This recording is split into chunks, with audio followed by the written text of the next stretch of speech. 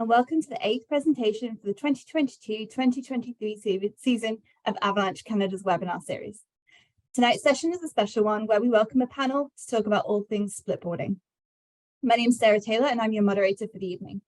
Abby Cooper will be moderating our panel tonight and gathering your questions, and Amy Irving is also online and she'll be looking for and giving you links in the chat box.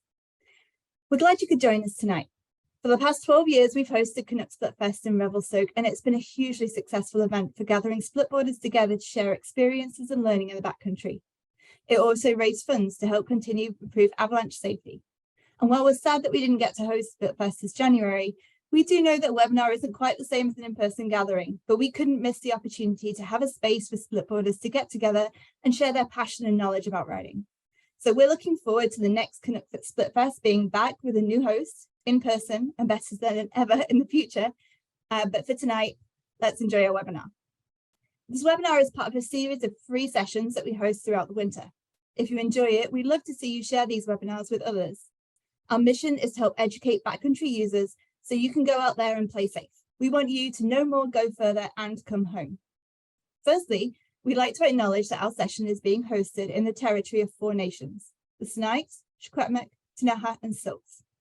As a national organisation, we also acknowledge the First Nation, Métis, and Inuit nations upon whose land we live and recreate. Before we start tonight's session, we'd also like to thank our sponsors. We're very grateful for our sponsors and being loyal in their support of us during these challenging economic times and working with us to reach backcountry users this winter. This webinar is sponsored by Garmin.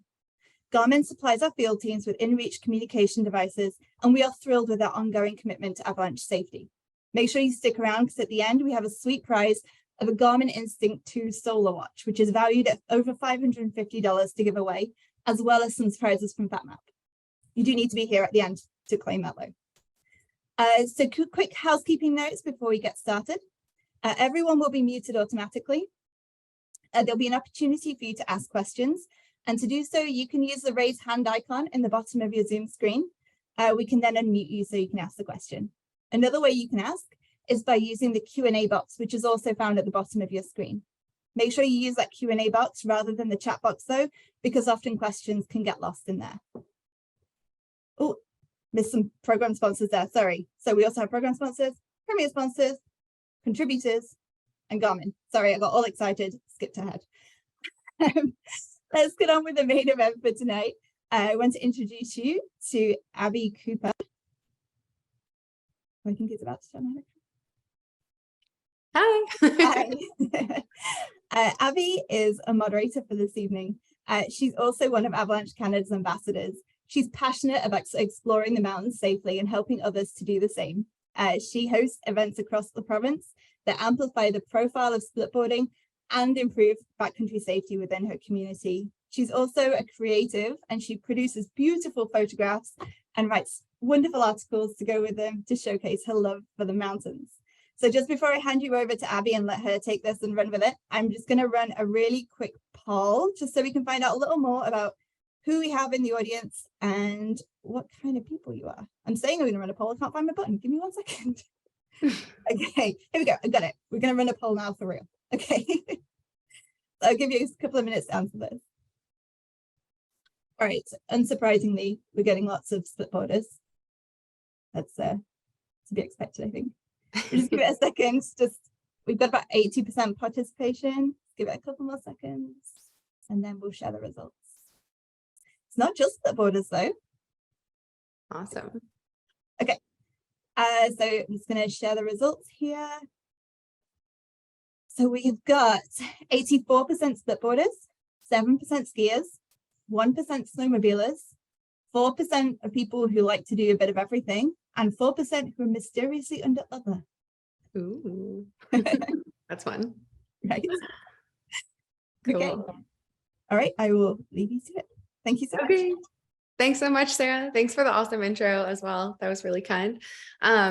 Hey everybody, it's fun to be here. I'm really missing Split Fest this year, and I think this is a great opportunity for all of us splitboarders and others, whatever that is, and other backcountry recreationalists to join together and just kind of have a roundtable chat about what's going on in the splitboard world And I think all the topics we're going to cover are either going to be entertaining or provide some value as far as general backcountry travel and advice. So yeah, I think it's going to be a great evening. I'm excited to introduce you to our panelists who are experts in all different realms of backcountry.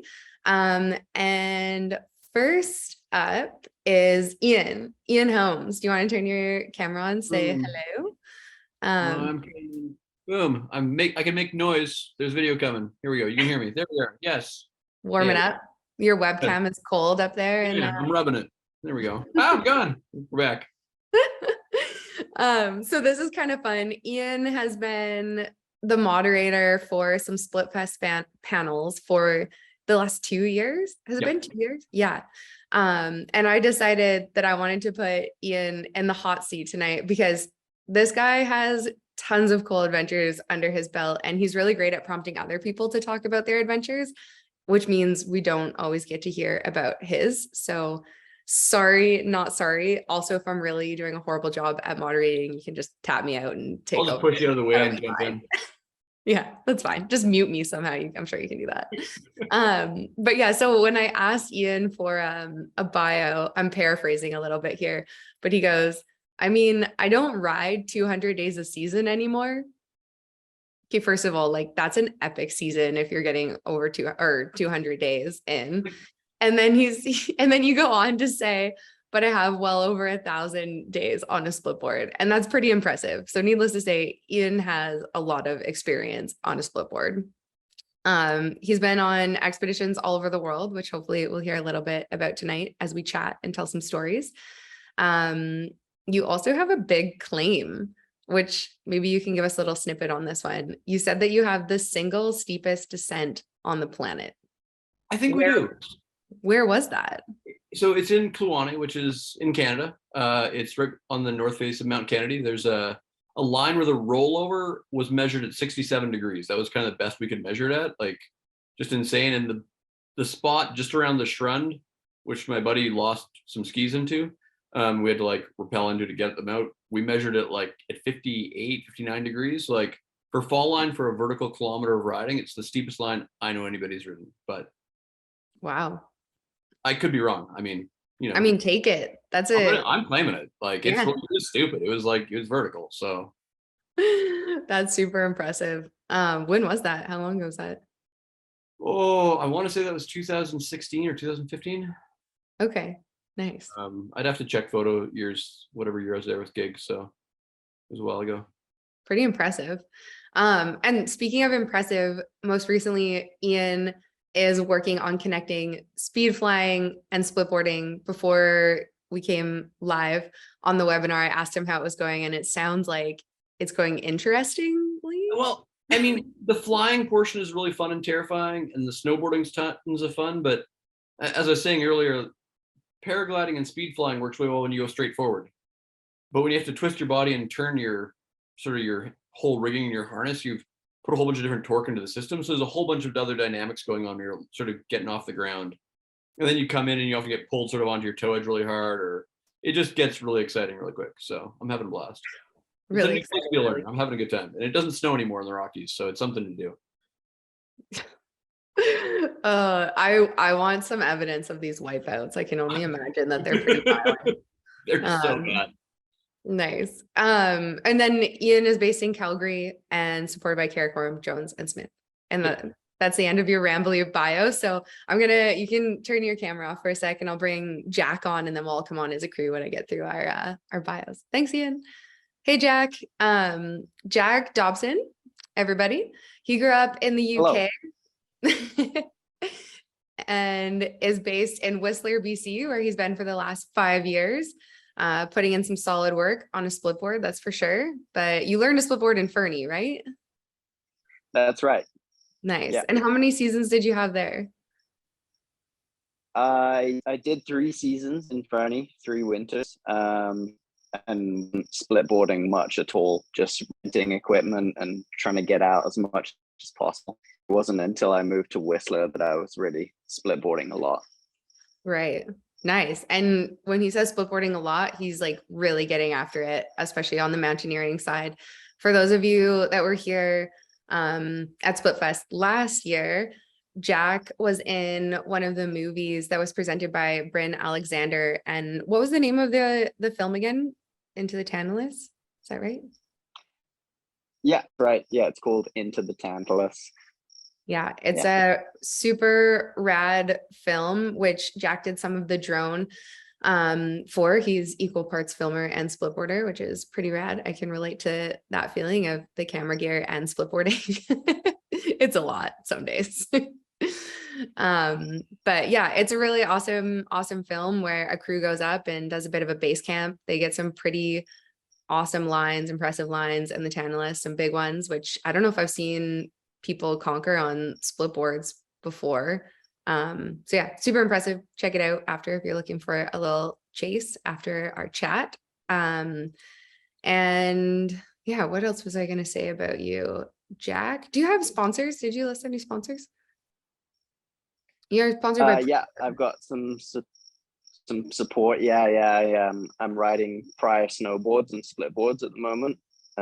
Handmade in Whistler, which is sweet, and Arc'teryx supporting me a little bit as well this year, which is awesome. And yeah, and I get helmets from Sandbox as well. Nice. Glad you're taking care of. Sounds like you got the bases. Yeah, gotta have helmets. Yeah, totally. Sweet. Okay, well, thanks for joining us, Jack. You flip your camera off. I'm going to switch over to our next panelist, who is Taylor Godberg, which I feel like I have to do a small, just like friend brag about Taylor, because she did not include this in her bio, but she is like possibly the most like balanced, holistic presence that you will ever have the opportunity to be around, whether it's being mindful, shredding big lines, taking care of herself at home, checking in on others. Taylor is an absolute sweetheart, and I'm so happy to have you on the panel. Thank you for joining us. Oh, wow. What a warm welcome. Thank you, Abby. Yeah, you deserve it. So Taylor is a backcountry athlete, backcountry snowboard athlete. She lives in Whistler, supported by the North Face, Jones, Smartwool, and now Bindings. She's also a Protect Our Winters ambassador. And Taylor's specialty is sled access, snowboarding, but splitboarding has recently become a really big part of that. Is that correct? Totally. Now I've been using them both together. Whoever my 1%er is out there, that's my main access is by snowmobile. But yeah, the splitboard has just become an invaluable like piece of the puzzle, whether it's finding new routes, and also just safety. Like 9 times out of 10, I bring my split on the second rack of my snowmobile just in case we get stuck and I need to walk out. But Such a good call. Certain terrain you just can't access on the snowmobile, so it's been fun finding ways to combine. Totally. Yeah. And I've only had a snowmobile for 2 years, but those things can be a little bit spicy sometimes. So yeah, it's nice to be able to move around without them if you need to. Yeah, it's like a nice change of pace too. Like, don't get me wrong, like I love snowmobiling, and when I started, I never thought I would ever say that, but I look forward to it now. But there's something to be said about moving through the mountains on a different pace and a different cadence. So Totally. both. That's awesome. Well, thanks for joining us, Taylor. I'm going to do our last intro, which is for Joey. So Joey Vosberg, turn your camera on, please, sir. Joey is a crowd pleaser. He shows up. I feel like you're involved in Splitfest. I feel like I've wrangled you in like almost every year that I've been part of it. I'm a sucker for Splitfest. I'm a sucker for Splitfest. I was at the very first one in Rogers Pass when the Best Western was still up there, and that was when it was kind of rough and rugged, and it was not necessarily called Splitfest. It was called Spliff-fest because that was just the way it was there. But yeah, and then great to be here and great to see Avalanche Canada carry on, and yeah, I love talking splitboards. Yeah. Thanks for joining us, Joey. For those of you that don't know Joey, he started snowboarding in 1990, and to my knowledge, you haven't put skis on since. Have you put them on just for fun? Well, 87 was when 88 87 when I started snowboarding, and that was a bit pre-splitboards. I had skied originally. My dad wanted me to ski, so I skied until I was about 10, and then saw a snowboarder go under the chair one day, and that was it. I was hooked. So haven't ever put skis on since, but I do ski my split board quite frequently, like almost every day sometimes. So yeah. That's awesome. Joey's also one of the first ACMG certified ski guides on a snowboard, which is really incredible. He's definitely helped pave the way for a lot of people who are now splitboard ACMG guides or currently pursuing that. So we owe Joey a huge thank you in that world to helping develop that program and making it, achievable for others looking to do the same. He's based in Revelstoke, BC, and he spends most of his winter guiding for Selkirk Tangiers, Selkirk Mountain Experience, and he does some personal guiding in Rogers Pass as well. Maybe other places or mostly Rogers Pass, eh? Rogers Pass, and then in the spring I'll bust over to Lake Louise if I'm feeling like I want to do some more work. Fair. But usually by then, in the last few years, no, I'm pretty done. So yeah, that's allowed. You've earned it. Thanks. And then Joey has a really cool product that's on the market, Snow Sticks, which is what they're actually called, as we reviewed before this, which also referred to as Wolverine Snow products, which I'm sure some people have seen and are familiar with. But Joey, do you want to give us a little snippet on Wolverine Snow Sports and your snow sticks? Tell the people what you're making. Yeah, we're making poles. We're making snow sticks, I like to call them. But yeah, they're in essence just a pair of ski touring poles that are optimized for splitboarding. Skiers like them too. And we kind of specialize having a big basket on the bottom, which for doing a little bit of pole boarding every now and then, if you got to pull across a flat lake or something like that, or across a little edge or whatever, having the big baskets is a real perk for me. And I mean, a lot of the design just came from just being a guide for the past 10, 11 years and needing to use my equipment a certain way to kind of keep ahead of the groups and keep the flow going. And people pay a lot of money to go ski powder, so I want to make sure that the flow is good and they're having a good time. So the snow sticks are part of it. Awesome. We love it. I need to see, I keep seeing them on Instagram, other people using them. I can't wait to see them in person. Are they Well, available? I'll be out on the coast. I'll be out. Well, they are available. Yeah, they're available online on our website, direct to customer. We are getting low on the 3-piece pairs. We still have a handful of 2-piece pairs. So yeah, go check them out. All right. Awesome. Sweet. Well, thanks. Everyone can come and join me here with your cameras on. Welcome the whole crew here at once. And while those cameras are turning on, Amy or Sarah, I would love if you could pop up one of our other polls for this evening, which is, I'm curious about how many years of experience people have in the backcountry. I think it'll just help us, as far as how we answer some of our questions, we can make them a little bit more relatable to the audience. So we'll give that a little bit of time, see what the people are saying. Hey, Joey. Yes, Ian. How big are the 2 pole sticks? Like, do they fit in the bag pretty well? Not inside a bag, no. No, you got to carry them? Well, I mean, you can strap them on your bag. Okay, I was just curious. Yeah, I mean, like the part of the whole design is to be robust and strong and not break. And what I've seen mostly from poles that are compactor poles that fit in a bag is they do tend to wear out pretty quick, and that just kind of tired me out. So I wanted to build a pole that was a little bit more, had a little bit longer lifetime and was aluminum. So were the 3 pieces also more of a strap on the bag than in the back? Kind of yeah, and the 2-piece, the 2-piece is intended to mostly carry in your hands, kind of nested as a single kind of pair, so it's not like 2 chopsticks flying around. It's a nice solid grab, but the 3-piece is intended to be strapped onto a bag. It's kind of more what I think the norm is. I think the guiding on a splitboard tends to push you in a direction of having your poles active all the time, and you can use them when you need them and stash them if you want, just behind your bag or something like that. But keep them available for necessary movements. Gotcha. I've had my, when I used to strap poles to bags, I've once or twice had them blow off, like going down pillow lines, and all of a sudden you get to the bottom, like, oh look, no poles. Sure. That's why I've kind of recently for the past years, I've been doing like a Z pole. I put bigger baskets on, and just they fit in a bag. I never lose them. It's like the one thing I never run out. where I want Yeah, it. for sure. Yeah, no, I mean, there's different applications for everything. I think that, you know, the average person necessarily isn't hucking tons of pillow lines, but you know what, Nick Russell, you know, a guy down in the States, I'm sure most people know him. He uses our poles. He loves them. He straps them on his bag. He hasn't lost them. It might just be, I got to strap them on real well. I might just be miserable at strapping things to bags. Maybe. We'll have a tutorial on how to attach poles later, just for you, Ian. Perfect. I mean, Cool. like I said, So we got the results back from our poll, and it looks like that's kind of funny. We're talking about polls, but this is a different poll. Most people, 57% have AST1, and then 29% have AST2. We have a little bit of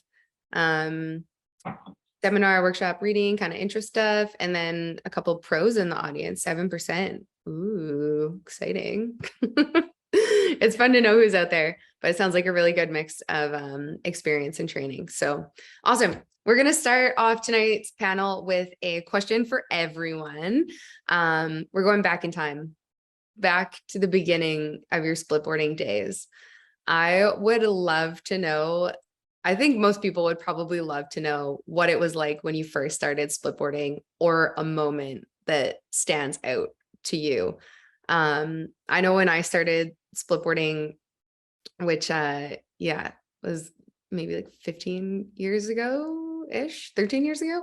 I didn't know how to cut skins. I brought them to a ski shop because I was like, I don't know what these are. They're very expensive and I don't want to cut them. They're very important.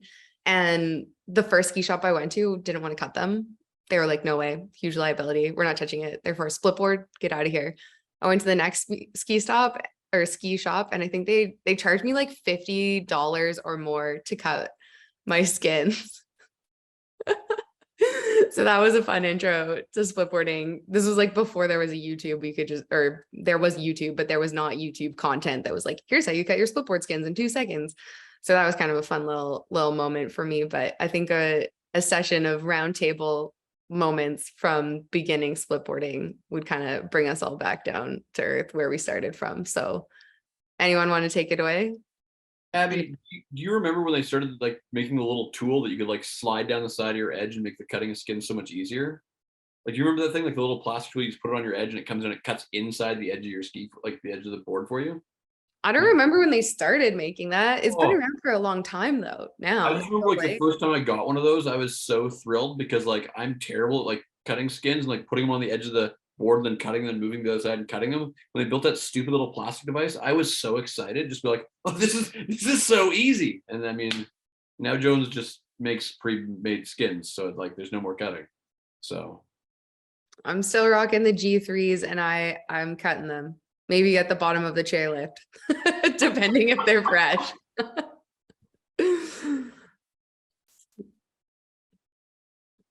Beginning of snowboarding for me, I mean, was 87. And I remember having to go to I grew up in Calgary. So I remember having to go to COP to get a driver's license for snowboarding so I could actually buy ski hill tickets. And it was like the instructor would come out, I would do a right turn and a left turn and show that I could stop.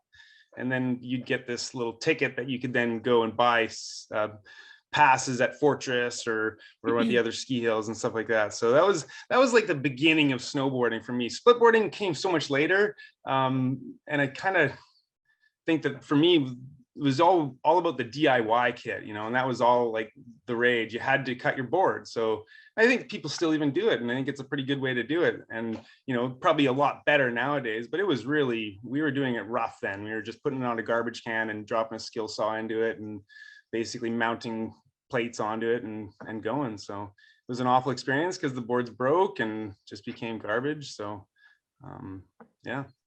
How many days, like, could you get a multiple seasons out of a homemade splitboard? No, they would break. I mean, the edge, you'd try to seal the edge as you should, but it just didn't seal properly, and over time would melt and freeze in the back of your car and they'd be broken. So it was a hard world. It was tough. It wasn't just all pre-cut skins and, you know, perfectly inside edge split boards. You know, what we have now is just deluxe, you know, the boots, the bindings, the interfaces. I mean, the ski poles, like, come on. The ski Joey- poles, though. Did any of you guys ride the original volley board that was like a door, but like you had to put plates onto the pucks and then mount resort bindings on top of the plates? So you'd have like, you'd be like an inch off your board, and then you'd have movement in every single system. So the pucks would shift and the plate would shift and the bindings would shift. So you'd have this delay when you were turning sometimes, and like, and it was all so heavy, like your That split. was all there was. Yeah. I That had was one all of there those was. too. I had one of those too, and it felt like you were like 2 inches off of your board. It felt like you had like platform shoes on. Yeah, a little delayed on the turning, but I can only imagine the skin track wipeouts without an inside edge, like on these homemade boards. I'm happy to have skipped that era of split boarding, because I feel like I would have taken a few falls for sure. Yeah, it wasn't pretty. Yeah. What do you have, Taylor? Do you have any good memories from when you first started splitboarding? I mean, it's a memory. I can't say it was really a good one. Fair. I remember being invited on a splitboard trip and I'd never splitboarded, and everyone else had. We were snowmobiling in and then splitboarding, and even just setting up the splitboard, I felt like a total mess. Like just couldn't figure it out, how to line up the plates with all the tools and everything. And then just getting out there and just being like a yard sale without even falling, you know, just like trying to figure out where to put the weight. I didn't grow up skiing, so I didn't really have that, the awareness of moving that way. So I was having troubles with that. And then the switch over was just like a total disaster. Yeah, since then I've definitely created more of a system. So things have gotten easier. Nice. Definitely relatable on the overwhelming of the gear side of things, for sure. It's a lot of new stuff all at once. And I gotta say, like, I'm still definitely comedy hour when it's like ski mode. Some advice someone gave to me this year was actually to go up the mountain in ski mode on my split board, just to get a feel for the turns. Like go up on the groomer. Yeah, on the groomer, really mellow, and not to do skis because it's different. Your heels are lifting, it's wider. Maybe you have a softer boot. So I'm looking forward to trying that out. Taylor, do you know how to have a heel lock on your bindings? My ones now, I don't know. Okay, gotcha.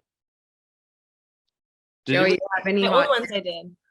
Did you ever remember losing pins when R&D first released bindings, and like you could lose your pins, like split in and out, and you could like have the pin, but it wasn't under the toe clip like it is now. Like you could pull the binding out with the pin, and then you could like put it down on snow or drop it into the snow, and suddenly your binding wouldn't stay on the board because you'd lost pins. Did anybody have that problem? Like early splitboarding days? I went from those volleys to Karakoram, so I skipped that phase. The losing the pins. Yeah, it looked like a bad time. I opted Yeah. out from that chapter somehow. But yeah, Joey, do you have any hot tips for split skiing for noobs? Well, Taylor just hit it on the head. It's like, I'm sorry, but tighten your boots up, tighten your bindings up, put a little bit of forward lean on them bindings, and go to the ski hill. And that's really going to be the way that you're going to slowly figure it out. It's not even just the skiing. It's often just like, I call it the struggle. There's like, maybe you got to go and sidestep just over there and like without the skins on. You got to like learn that kind of whole walking around and just being mobile on those slippery boards, because none of us are used to that when we first start kind of split skiing and stuff. So not just the actual skiing, but just that struggle, moving around, sidestepping without the heels locked. The heel tends to drop down. There's certain movements that allows you to keep those heels tight to your heels, and really it's just practice. And the more you do it, the more you kind of fall around and crash and stuff, the better you get. So there's no tips except for ski basic techniques, hands forward, shins in the boots, all those things you can learn on YouTube for beginner skiers. Apply that to split skiing, and that's probably the best thing you can do. So just to recap, you want us to practice struggling is what you said. Practice struggling and then we'll get better. Yes. I love it. Okay. Struggle. Words to live by. Practice struggling to delete the struggle. Yep. So good. What do you have, Jack? Do you have any fond newbie splitboard memories to share? Yeah, I do. Yeah, my first time splitboarding was in Fernie, and I was just doing it with a friend that also had never done it before.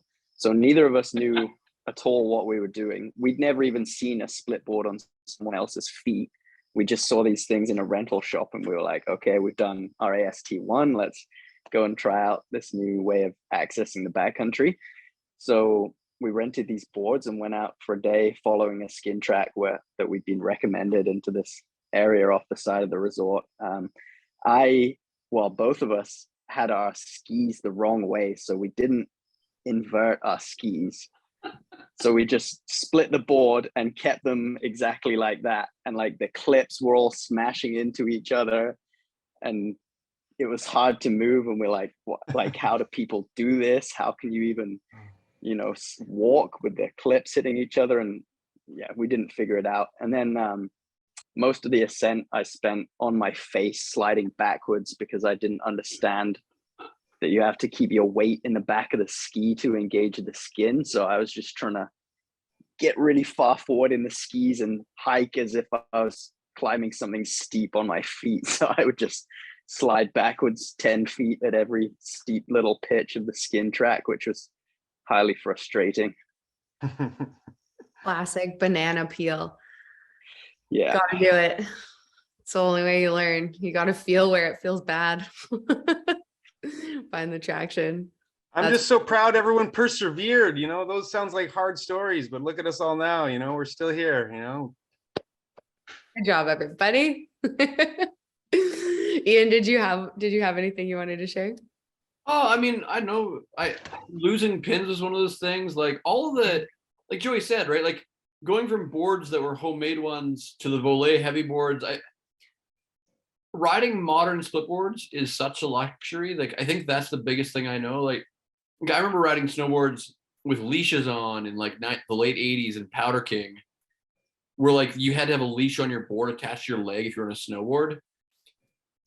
And just watching board technology change, where now you have these super light split boards, really light bindings, like everything's built for it. It's super accessible. There's guys are making poles just for split boarders. Like it's like a whole new world, right? Like it's just cool to now be able to go out and have an experience on a snowboard in the backcountry that is so similar to what you would have in the resort. Like the boards are pretty interchangeable at this point, and I feel like that's a really cool thing because a decade ago, 15 years ago, that was not at all the case. Like if you ran into a snowboarder like splitting in the 2000s, they knew what they were doing in the backcountry because they really wanted to be there because they were working so hard to ride that split board. I mean, or they were on snowshoes and they were really hating their lives and having a way worse time, right? But like slow shoes. Worked so hard. Misery slippers. Yeah, man. Like suffer slippers. Yeah, it's my true. experience in the backcountry was like with snowshoes, right? Like Me too. Yeah, same. I took my first AST course when I was 14 and we had snowshoes and we went up Fortress. It had like, I think it was maybe the first season that it was closed. And so you could take like an AST up there. And I was like, this is stupid. Who does this sport? Like it was my first time on snowshoes. I was 14 and it was -30. I was like, I don't know why I thought this was a good idea, but I think I like the suffer because I'm still in it, but it just keeps getting better. So that's the good news.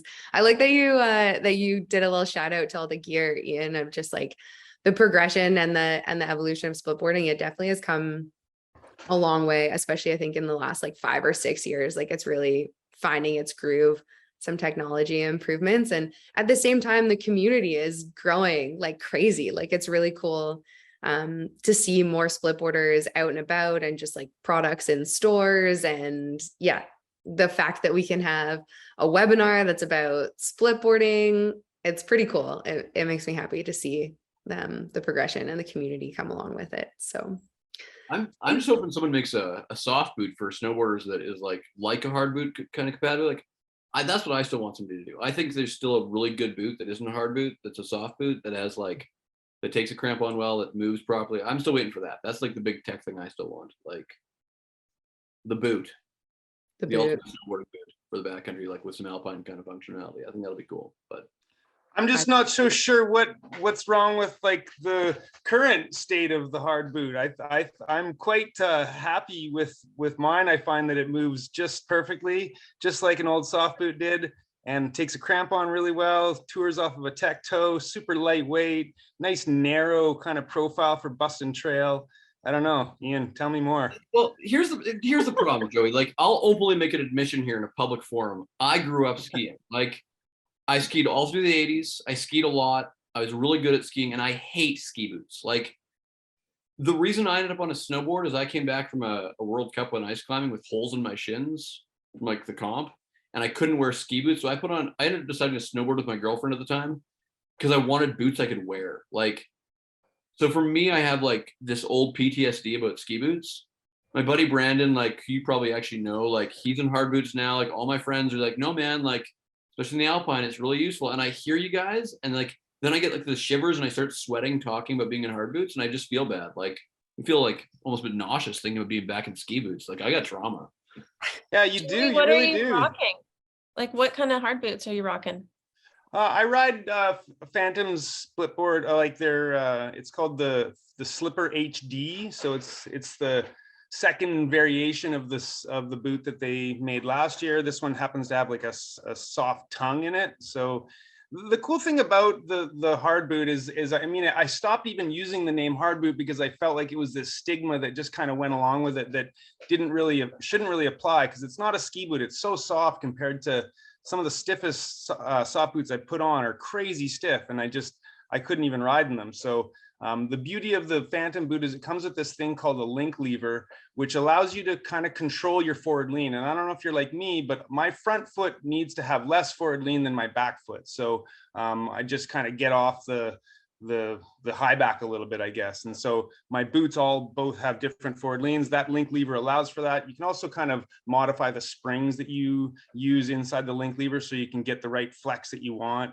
The whole upper cuff is plastic, so it actually feels quite soft. And most people that have put them on are kind of more shocked about how soft they are than how stiff they feel, kind of thing. So I do think that the hard boot stigma comes from the 80s and 90s, kind of Damian Sanders days, way back in the Lake Tahoe kind of era, and kind of weird Glenn Plake style hair and stuff like that. It kind of got a bit of a bad stigma, and I think that I would love to see it go away. And I mean, I feel for Ian, it does sound like a classic case of PTSD with ski boots, but I do think you'd be totally happy with a well-fit pair of Phantom slippers. So Yeah, I guess like if the only other answer I'd say beyond that, like from an alpine background, just like in the climbing pure world, when I was climbing the alpine, I was always in a leather boot, not a plastic boot. I always found plastic boots in terms of the actual technical climbing capacity just really clunky by comparison to like a leather boot. Like, I was climbing either like in a Nepal Evo or like now a Phantom Scarpa, like a leather. Which both have narrow toes. Yeah, for good freaking steps, where a soft boot is a big, wide kind of like bowling shoe. Totally, it's a clown shoe, man. Like, it's like a big, warm, comfy clown shoe with warm feet. But like, I mean, I've actually worn Nepal Evos in Karakoram bindings when I did Forbes. Yeah, that's a good way to doing it. I agree. Just like tighten the bindings up and then just take it's not quite that comfy. Like, obviously it's skinning because the binding's a bit too wide for a narrow boot. But like, I've tried it. I like my warm feet. I like my I like my clown shoes. The clown shoes are comfy. Like, walking around in the snow, it's just nice, right? I mean, if you're walking out on rocks and it's kind of rock frozen scree area, it's nice to have that flexibility in the boot while you're moving. And admittedly, everyone I know in hard boots who has sworn they would never do it loves them. So I think at this point it's a holdout, more just to get in arguments with you at events like this than anything else. Yeah, that's good, man. I love it. Bring it on, bring it on. I've been arguing this for like 14 years. You know, I did 20 years of soft booting. So when I switched over, you would never have caught me dead the day before in hard boots, and then the next day there I am, like swearing I'm never going back. So have you ridden them in park? Like, have you ridden them like? Yeah. Yeah. I mean, they don't flex any different. If anything, yeah, they flex almost exactly the same. And I think like everyone's like, oh, what, did you change your stance? Did you change angles? Did you go more race angles? And I'm like, no, I didn't change anything. You know, like I just left it the same, and I just put these boots on instead of those boots, you know. And so Gotcha. I mean, like the one thing you do want to watch out with Park is if you really land primo hard flat, there's always the chance that you pop your buckle on your binding, right? And so I've never had it ever in the mountains do that, but I have heard of guys landing just primo flat on hard pack, and maybe the binding lever pops off just with that kind of flex of the board. So, but that's pretty rare. I've heard it a couple times. That's about it. So. Like you're the guy though when it comes to like phantom bindings. Like I think everybody probably in the audience as well has got a pretty good experience with like the Karakoram, the R&D, the Vole. Like everybody's, other than I think who was it? Rome was making the step-in split binding. Like and somebody was right. Like No, I don't yeah, know. somebody was making a step-in boot binding for a little while for a split. But what is the technology looking like with Phantom? Is anybody else doing like a hard boot binding that's really like cool, or what's going on there? I actually just don't know. I've seen Plum. Plum has a decent little setup they've got going on. It's pretty simple, looks pretty skookum to me. I know that one of the distributors in Whistler has a bunch of pairs of them. They make a really nice toe piece as well. So Taylor, I think that's maybe where you should reach out. We should talk after, because I can probably give you a connection with that guy, and you might be able to get some bindings just to demo out and check that out. They're not Phantoms, but they're Plums, and they're in Whistler. So Nice. I'm gonna bring us back together, because remember I was like, oh, splitboarding community, we're growing together, we're so nice and happy. And then Ian was like, let's talk about the divide within splitboarding, hard boot, soft boot. I'm gonna bring it back. We're gonna be friends again. No, there's been some really great comments in the chat actually about people being really stoked on the Phantoms and them fitting really well. I've heard nothing but great things. So yeah. Interesting. It seems to be a bigger divide than I thought there'd be more soft booters, but there's a lot of hard booters on here tonight. But I want to get through my questions, because I can see in the Q&A that we do have a couple other questions from the audience that I'd love to get to. So we went back in time. We talked about when we first started splitboarding, jumping to the future, which could be tomorrow or in 5 years from now. I'd love to know what people are working towards. We've got the foundation of splitboarding under our belts. Like, is there anything big on your radar that would be fun to hear about? And Taylor, I'm going to put you in the hot seat, because you mentioned you're going on a cool trip. I don't know if that's what you're working towards, but you do have something fun on your calendar, like literally tomorrow or the next day. So. Oh, I do, but it's mechanized. I don't think I'll be doing much splitboarding when I'm up there. That's okay. Still snowboarding. But, we're bringing them anyways, in case we have that opportunity. Always packing it just in case. I don't have anything particular that I can share. Ooh, I got some coordinates, just waiting and being really patient that it's going to snow and that some alders get covered. Yeah. But yeah, just keeping my eye open. I think I'm so interested in that hard boot conversation, because I'm really wanting to get into some bigger expedition stuff and cultural stuff that I can't bring the snowmobile, and that will be all foot powered. And by the sounds of it, it seems like it's the right tool for the job. So I'm just being open to whatever that fixation will be, because I feel like usually when you go on big trips like that, you need to have almost like an obsession over that objective, because it's pretty full on. So reading lots of books, doing lots of scrolling on the internet, and just actively following the I wonder what's over there. Nice. Getting lost in Google Earth or Fat Map, exploring, poking around. Totally dropping pins. Love it. I'm guessing that this is like a top secret this season type of mission. If you're still waiting on alders and it's February. Yeah, just trying to stay optimistic that winter is going to be late, and then if not this year, then hopefully the next. Yeah, love it. I like the mystery. You should drop your Instagram handle in the chat, Taylor, so we can follow around and uncode this, or like discover this mystery later for anyone that doesn't follow you already. What about you, Ian? You always have some kind of crazy expedition, although I know like Speedwing, maybe that's what you're up to this season. Where are you taking splitboarding next? I mean, this year the snow's been terrible. I'll just say it. Like, I saw Joey post a video yesterday of good riding in the Selkirks, and I was like, finally, like somebody's actually riding snow. This makes me so happy. I mean, I know that Utah's had great snow and California's had really good snow this year, but it's been really rough. So which always kind of takes my the huge stoke in like September, October. I'm like, oh yeah, we just got to get out, and then it's like it's not snowing. So I've kind of been where I was really stoked for a bunch of plans earlier this season. I'm kind of tempering it again, same as Taylor was saying, like when the alders are still covered, a lot of the local missions I had hopes for are currently kind of like maybe not. The two big trip options we have going on this year, we might go back to the Aleutians. We were up there last spring riding volcanoes. That was pretty cool. We spent a lot of time walking around in swamps and having foxes eat all our food and starving. That was great. Did they go for your gloves? Foxes No, love leather. they went for like unburying and eating all of our food. Yeah, I guess that's that's priority. bags. Yeah, it was a good time. Not eating is a really great way to like just get really fit for like 14, 16 days out from the Alpine. Yeah, and if we don't do that, we might do a really lazy trip and go back to Kluane and just ride spines because it's fun. Like I'm really excited about really terrible expeditions right now that just involve a lot of suffering. Like it sounds really stupid, but trips that involve like really dumb objectives that are just a lot of work are really weirdly fun, in a really broken kind of way.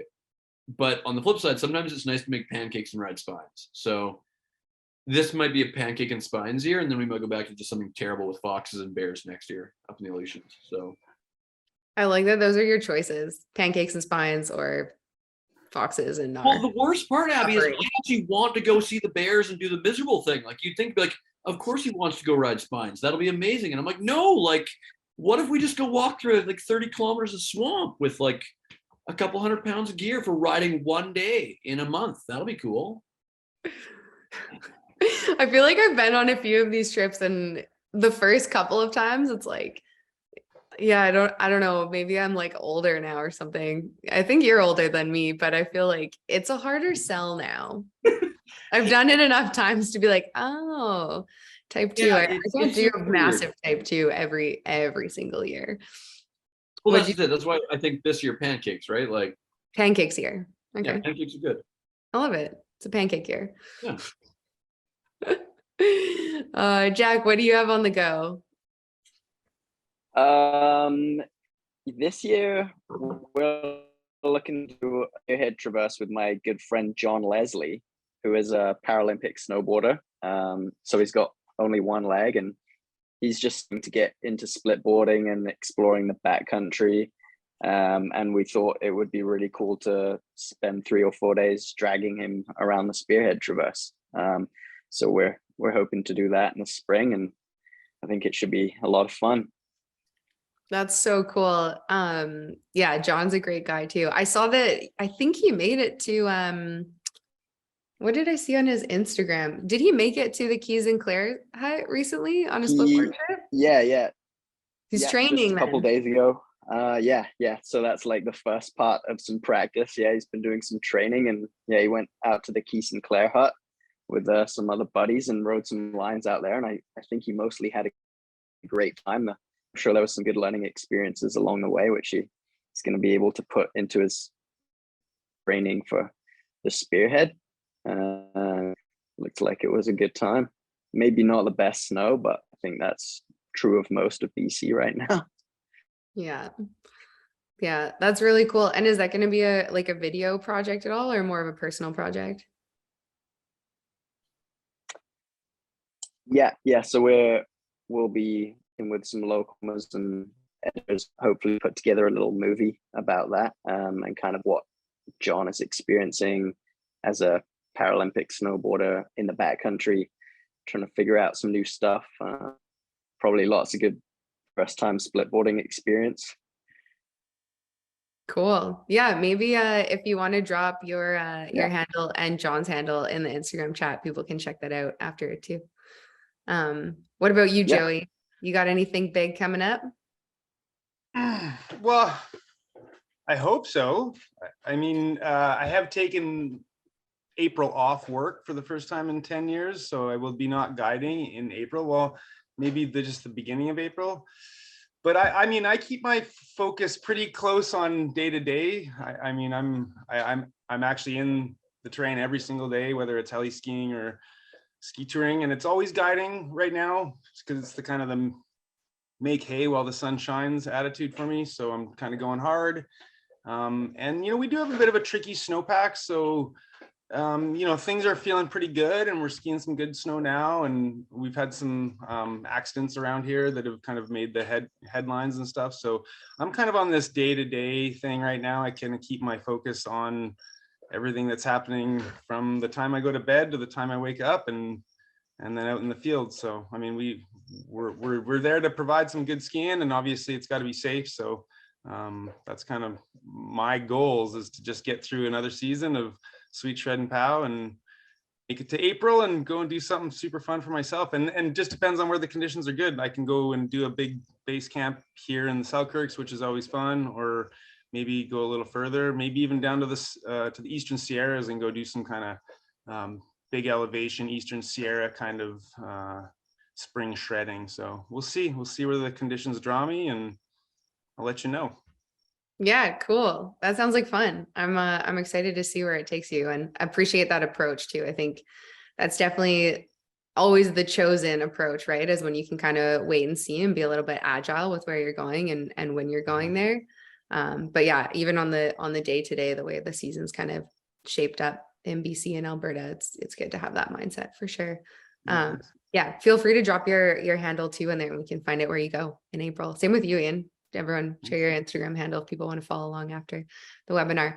I see that we have questions building. I know people are really excited to ask some targeted ones. I have one last one before I open it up to the audience. So we'll try and keep it short and snappy answers. I'm curious, what are your favorite hacks? Like a split board, like either gear or split board specific hack.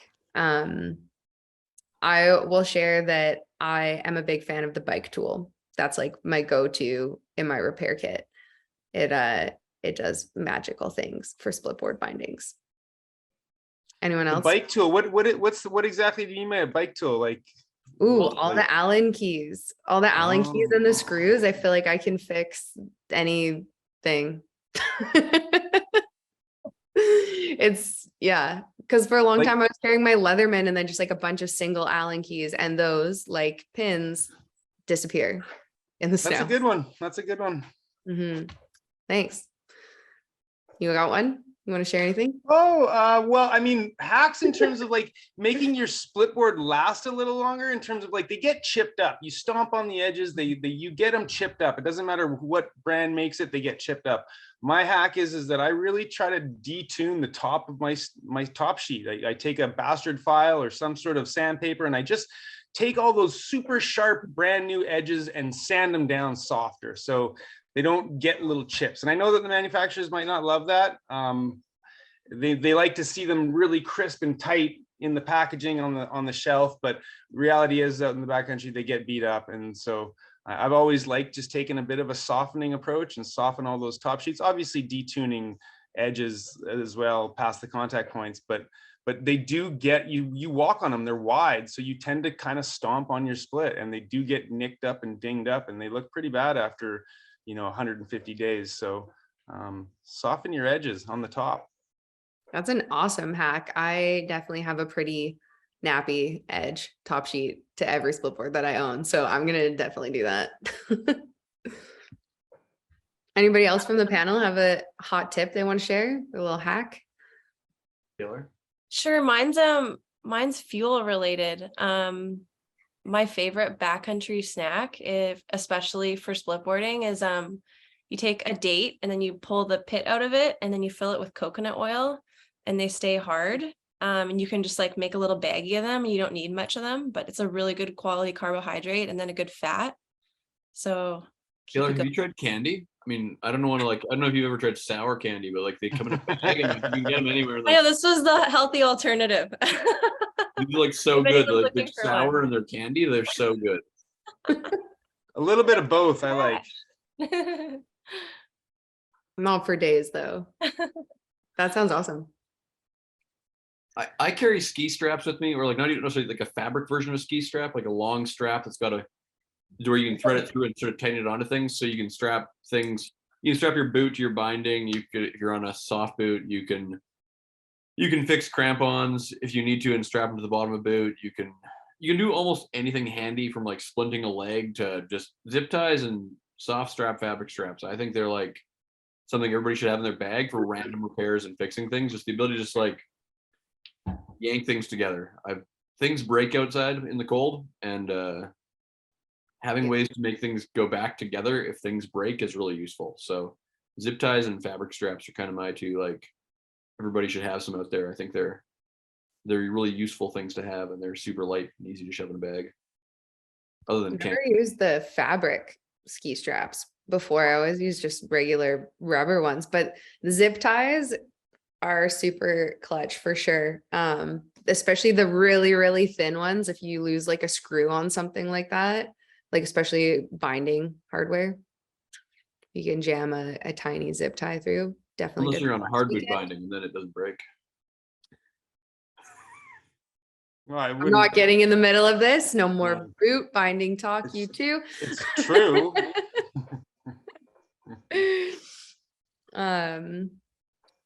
Yeah, anything else? Jack, do you have any good hacks? Yeah, someone in the audience actually just mentioned chrome wire, or like lightweight kind of brass tie wire stuff. I love to keep that in the repair kit, because sometimes the zip ties just can't hold together, they blow apart, and having some lightweight malleable wire is a super sick backup for that kind of stuff. You don't have to bring much of it, but it's definitely saved my bindings a bunch. I carry that too as well, Jack. And I also carry a super small pair of pliers to really manipulate that wire. You can twist it up and get it real tight. It's a good one. Yeah. Nice. Oh my goodness. We have a lot of questions, which is super exciting.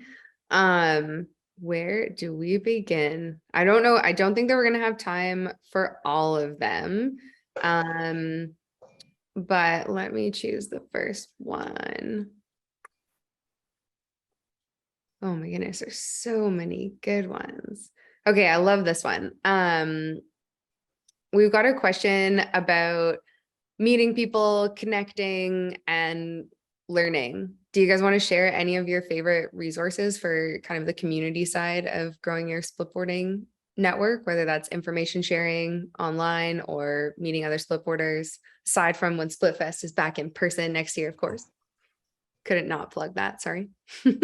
I'll plug Backcountry YYC. I mean, we've got the largest sort of backcountry community group, I think, in Canada, at 14,000 people. I mean, we were Marty was calling us the Tinder of the backcountry for a while, just for like a place to be able to have conversations and meet people. And it's more locally geared around sort of the Calgary, Rockies area than it is BC. But if you're in Alberta or sort of Eastern BC, we do a lot of stuff with trying to social events and build community and education and getting people to come home safe. So it's if you don't have experts in your area who you can just go and get mentored by. Awesome. Yeah. I mean, taking courses is a really good way to kind of meet people that may be at the same level in terms of backcountry awareness as yourself. It's tricky with the mentorship thing too. It's like, I mean, I'd love to mentor a bunch of people, but not everyone has a bunch of time. So to give that. So I think that seeking out your own mentorship is kind of the most important thing. And then, like I said, finding people that are of the same caliber, same level, maybe even the same risk tolerance as you, because people all have varying levels of risk tolerance. And I mean, you really want to just take your steps into the backcountry slowly, especially if you're timid and kind of really, quite worried about hazard and safety and stuff like that. So aligning yourself with people that have that same risk tolerance is super important, I've found. Totally. And yeah, the clinics are definitely an awesome way of doing that, even if it's not like a formalized, there's only so many like formal courses you can take, but there's definitely a lot of clinics out there and workshops and stuff like that. Joey, I have a question that is for you kind of on this like educational side anyway, so I might just jump to that. It is asking, I'm going to try and summarize this question from Johan. I believe I'm saying that right. Johan Slam, maybe. Hopefully I got your name right. Sorry if not. Johan Slam? That's yeah. Well, he's a bit of a legend, so carry on. Oh, okay, sweet. It sounds like the gist of the question is wondering, as recreationalists, like what's the ideal training situation? It seems like a lot of people go and get their CAA level 1, might be looking for like their next step of knowledge, but as a recreationalist, is it better to maybe do a variety of days with, you know, an experienced avalanche practitioner or professional, and then like an AST2, like looking for our looking out for our chargers that are recreationalists? What would you recommend as like an educational journey? And I'm sorry if I butchered your question. Well, I mean, I think I know what's being asked there. I think that there's either the one route you take where you take all the certifications and you get some shiny pins and you are certified to have this certain level of experience, but that doesn't necessarily like let you all of a sudden go out and shred super rad, big, gnarly stuff. I mean, the educational step for that is not necessarily a guided day either, because that sounds like you're getting quite aggressive, and like, you know, on the right conditions, a guided party can go and get fairly aggressive. But, you know, it's pretty rare that you're going to find a guide in Canada that's going to want to guide in a place that has like death fall zones. Like, I mean, I'll take people to places that, I mean, if you fell, you would go a long ways, but you probably wouldn't fall off a cliff and be dead. So I think taking that next step, unfortunately, can sometimes be just like educating yourself, you know, like you need to take small steps into bigger terrain so you feel comfortable, you know, making those decisions. And that could be just mentoring your friends and yourself and like creating an open space where you can talk about how you're going to do this next step, you know. And so there might not be anything formal for that. There's camps, there's like Kapow camps that will kind of like set you up for success to go do that. But again, unless the conditions are perfect, you're probably not going to really get after it, you know. So you might talk a little bit about getting after it, but you might not be able to actually get after it and see those moments of decisions. So from my experience, I got educated kind of more later in the game. I just really went hard recreationalist kind of attitude, really kind of learned some hard lessons, you know, went for some rides, triggered some avalanches, you know, and you gain quite a big spectrum of experience from doing that kind of stuff on your own. And unfortunately, you know, like hopefully you don't make too bad of a mistake ever, but you do need to make some mistakes to kind of gain those knowledge. And if you never want to make a mistake and you want to try to really reduce risk, you just don't go into that kind of terrain, you know. So there is this uncertainty whenever you want to step into bigger terrain and become more committed and stuff like that. So I think that you need to be aware of that you are taking that next step and you're looking to ski bigger stuff that has huge levels of uncertainty. You know, you can sometimes be reasonably 95% sure, but there's always some level of uncertainty there that you got to accept if you're going to be willing to take those steps. So, Joey, I would add on to that. I mean, I think it's silly, but I think people should ride more resort. Yep. I see a lot of people these days who'd ride a lot of backcountry. Realistically, I don't know, if you go ride 100 days at Whistler in a season, you just become a better snowboarder or a skier. And I think that ultimately the ability to ride high risk terrain is better able if you can ride better. Like, yep. A lot of people just aren't putting in the time, I think, to learn technical basics of becoming better either on their skis or their boards. Like, that's just a skill set. And I just don't think we get enough vert in the backcountry. I totally agree. Ian. Like, I mean, you nailed it on the head. It's the resort is like the jib park, you know. You got to really hone those skills there and then apply those to the mountains. And that's the way it used to be, you know. Like, splitboarding was kind of something that was a little bit more fringy and only people that were really, really talented snowboarders were doing it. And it's great that it's become more accessible to more people, but I do see a fairly common trend of slightly weaker snowboarders in the backcountry than I've ever seen. And that's not a bad thing. It's just, it's going to take a long time to become a good snowboarder just by doing 1,200 meters a day. You need to, like Ian said, go and bang out 50,000 feet at a ski hill in a day for the whole season to really kind of gain those skills. So good addition, Ian. Yeah, totally. We're running pretty thin on time. I think I'm just gonna do one last question here, which I think is a great one from Evan. And maybe I could direct this at you, Taylor and Jack, to close us up, because Ian and Joey took the last question. Evan's wondering, how do you align risk tolerances with your crew that you're going out with? Is it like a conversation? Is it, yeah, how do you approach aligning risk tolerances? Any insights? Gosh, I feel like I'm still figuring that out, because I feel like you just kind of have different crews, maybe for different objectives and different days. And at least that's what I've learned recently. Different people are going to have different levels of education and experience. And I don't want to say trial and error, but really it's just like a communication piece, right? Making those decisions, communicating ahead of time, having a plan, and having a plan A, plan B, plan C. And yeah, it's kind of a hard one to ask. It is a hard one. And I think it's something that all of us, like, you know, deal with in some way in the backcountry. We all have that. I think most of us have probably had a situation where we're like, ooh, probably won't go out with that person again. Or the opposite happens, where you go out and you have a great day and you're like, I just found a riding buddy that I'm going to call on over and over again. And you just have like those people where, like, if you have a particular objective and you find your people and you have that flow and you have that dynamic, and you can feel it. And like you said, there's other times when maybe you go out with someone, you're like, yeah, we're just not aligning. And that can be on the mountain or off the mountain. A lot of times the people I spend time with in the mountains that I really trust, I trust them off the mountain too, and how they react in heavier situations, and how they hold themselves, because I think that translates in a big way. Totally. Yeah, I would agree. I think it's very committing to go for a tour with someone that's like an aggressive objective. I feel like that's like eloping in Vegas on the first date kind of style. You know what I mean? You got to ease into it.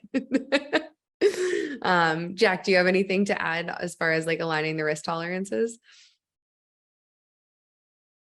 Yeah, I think what Taylor is saying about just being good at the communication, you've got to be really upfront with your group and with yourself too about your objectives, you know, day to day and during the day. Conditions always change, so it's really important to just have the ongoing conversation all the way throughout the day with your group and with yourself.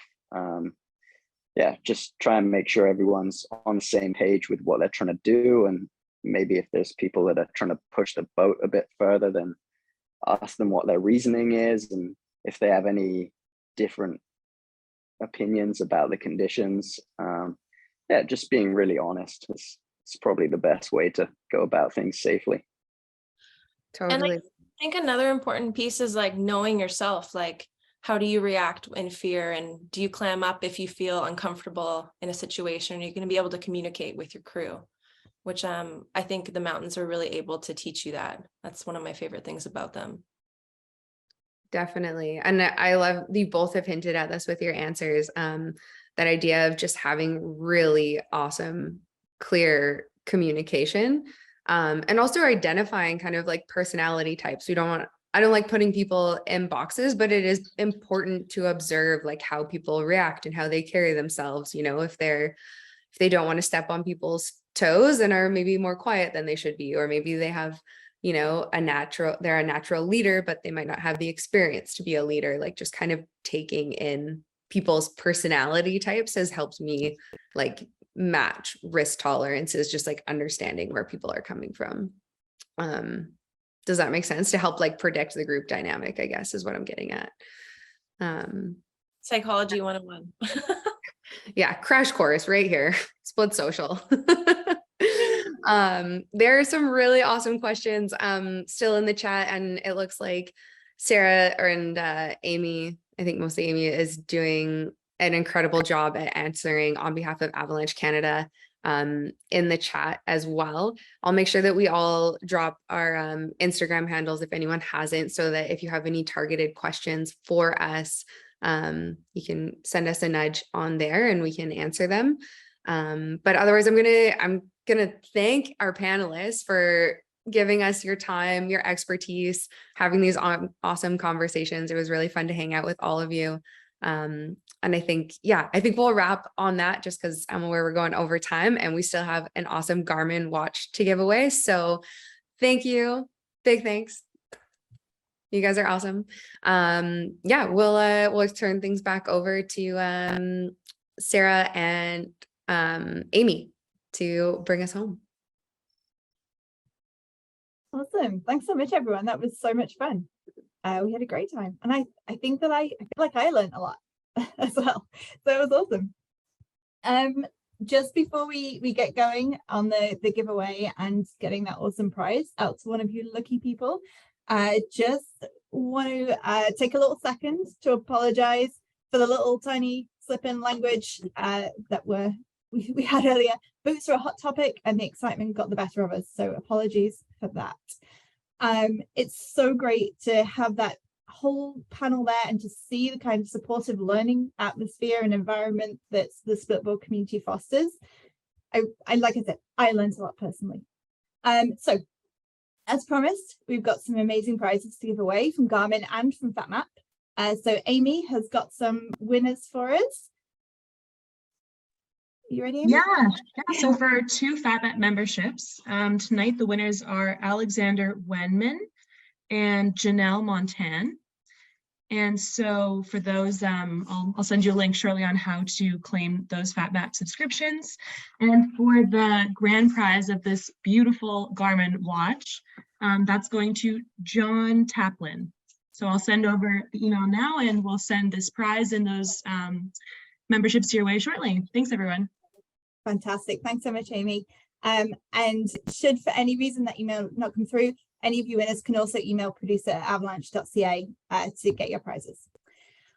So there are loads of different resources at avalanche.ca that you can help use to teach you more about avalanche safety and how to plan your trips into the backcountry. So if you had a question that wasn't answered tonight, you can head on over there and see if we have that answer online. If you're just starting out on your backcountry education, there is a free online tutorial there, Avi Savvy. And even if you're not just starting out, there is some great quizzes and exercises in Avi Savvy, which are well worth a look, whatever stage of your career in the backcountry you're at. So we appreciate your interest in avalanche safety. You can support essential programs here at AvCan by donating as little as $10 if that's something that you would like to do and can afford to do. There'll be a link in the chat box if you want to get involved. We do rely on generous donations from our wonderful sponsors like Garmin and FatMap, but also from the public too. Our next webinar is going to be Thursday, February 16th. It's a session on Beyond AST1. It'll be another panel discussion where we talk about what the next steps you should take after you've taken that all-important AST1 are. We'll look at how you can get mentorship, how you can find more experience, and how you can learn more and gain skills and decision-making so you feel really confident about your backcountry choices. Pre-registration for that will be required, but it will be in the chat box. So head over there and sign up. Thanks everyone for coming out tonight and showing the interest in avalanche safety and of course, splitboarding. We hope you all enjoy your winter safe from avalanches. Good night.